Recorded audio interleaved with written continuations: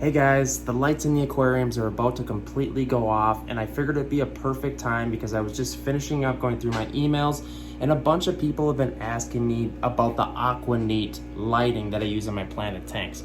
I have a bunch of videos on my other channels talking about the Aquaneats and the comparison between the beams work. You also have the Hygger light, you also have the Nicru lights. There's a lot of like cheaper, lower end planted tank lights that a lot of people are wondering about. So it seems like perfect lighting to kind of take a look at these and give you my thoughts on what I personally think about the Aquaneat. So this is kind of going to be a quick review.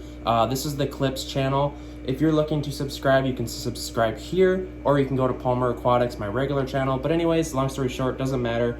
I'm gonna talk to you about the Aquaneat lighting and my personal opinion on it. So I just published a video on the other channel talking about this tank.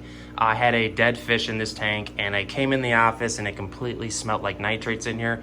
So I tested all the water in all the tanks.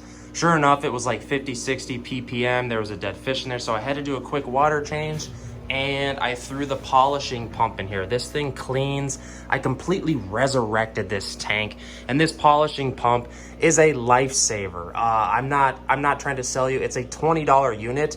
If I was trying to sell you something, it would be something much more expensive. But guys, this truly does polish your water crystal clear. It's literally been in there for like 20 minutes. All right, enough of me trying to sell you a vacuum, right guys? Anyways, so the Aquaneat lighting. This is two Aquaneats right here. You can tell I'm not lying. They're both Aquaneats.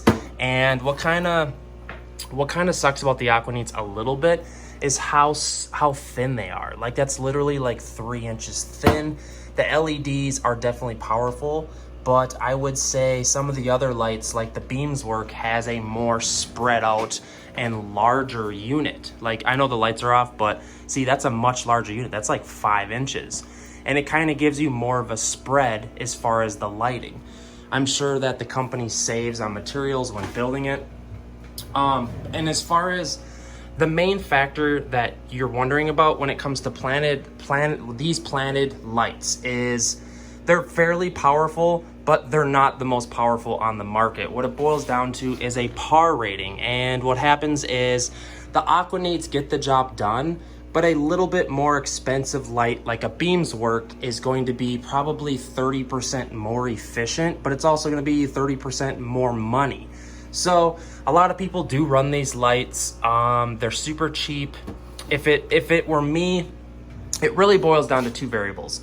If you are buying lights for a bunch of tanks, I would buy Aquaneats. If you're buying a couple lights for like a couple tanks, like 1 or 2 tanks, definitely go fruitful, beams work, or there's a couple other ones. Phoenix, I would say fruitful, Phoenix, and beams work are probably a better choice, and I'm being completely honest. But the Aquaneat is probably the cheapest, gets the job done, no regrets.